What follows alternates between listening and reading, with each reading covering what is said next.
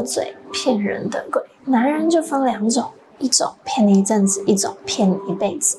男人爱说谎，不外乎就是为了降低成本跟节省麻烦。所以为什么有些渣男的生意做得特别好？因为他们非常擅长空手套白狼。女人要的感觉态度，他很清楚知道如何去给到你憧憬及希望。出张嘴就能够骗到女人，他们不骗你，要骗谁？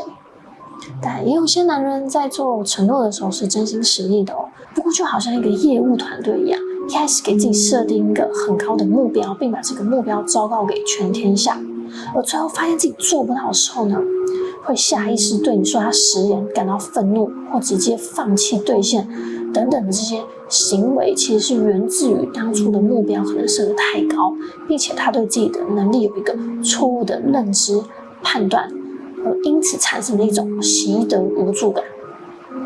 习得无助感简单来说就是一个人不断的尝试努力却又一直失败，一而再再而三没有得到自己期待的一个结果，那么他就会放弃尝试跟失去动力，就好像国父革命一样，只是他们等不到那第11次。我再举个更简单的例子，是不是有一些男人哄女孩子哄1、2次，哄都哄不好，不晓得怎么哄，最后他们会选择怎么样？直接放弃摆烂嘛，大概就是这种概念。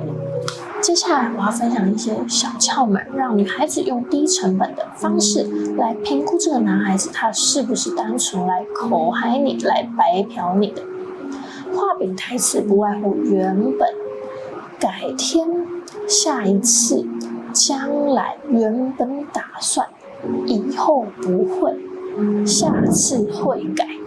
女孩子你们记住，遇到总是主动承诺却又总是做不到的，千万不要圣母心泛滥，也不要怕对方说你物质现实，更不要把自己搞得太清高了，因为清高的代价很大，清高的下场就是你们女孩子真的会一无所有。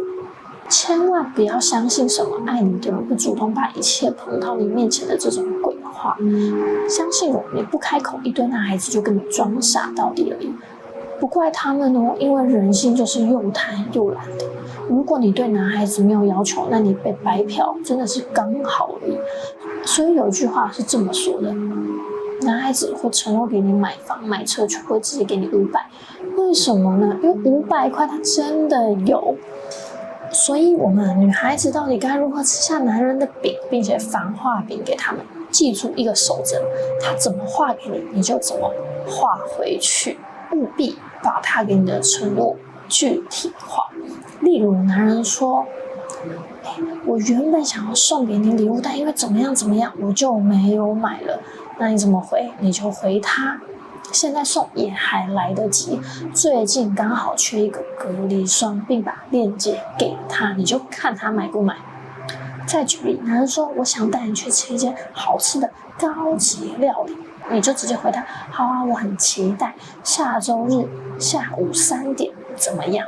务必给出这种具体的时间日期，并且你接着说，我知道那附近有一间很好喝的饮料店，我请你喝好吗？我们适度的给出一些反馈回应。再举例，男人说我养你，你可以回复一种调情式的，真的呀？那我得要来想想我的孩子要叫什么名字了。给男人这个情绪价值，把它拉好拉满，让他觉得你有在想象我们的未来，我对你好会有回报，会有结果。你也可以俏皮但又直接的问，那你打算每个月给我多少零用钱啊？你也可以高冷的回复，你回他，你敢说要养我，确实让我刮目相看。这样吧，我把我平常的一个消费记录给你看看，你还来得及反悔哦。女人，你不管怎么回，哪怕是让这个男人的承诺打半折，都得让他养成一言既出驷马难追的习惯，务必让他兑现。假设这个男人跟你说，我给你买爱马仕包，你也知道他现在能力根本就不可能的话，你可以回他，亲爱的，我相信你未来一定可以，但现在还在努力的阶段。你能买给我我昨天看上的毛衣外套，我就很开心了。再不行的话，叫他买杯手摇饮给你，可不可以？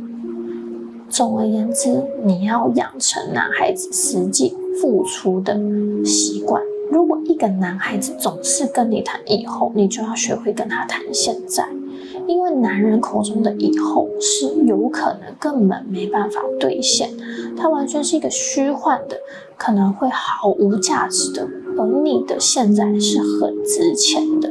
所以女孩子，你们在跟男生交往的时候，一定要回头去看看你到底都得到了些什么。如果你情绪价值他给的也不到位，生理需求又没有办法满足你，物质需求更什么都没有的话，只剩下一个比一个还要大的饼，那么你们就应该要清醒了，你们就应该要及时停损了。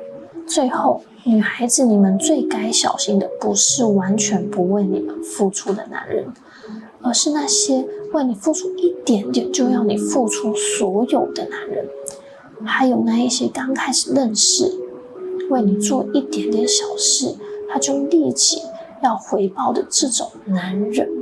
一个不具备付出意识的男人，你之后对他再好，你付出再多都是没有用的。如果你们还是没有听懂，我再举个例子。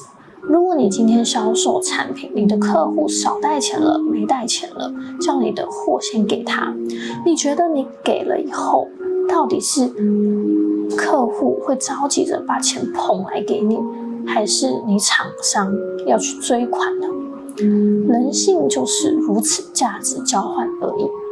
你以为你什么都给了，对方就会履行他的诺言吗？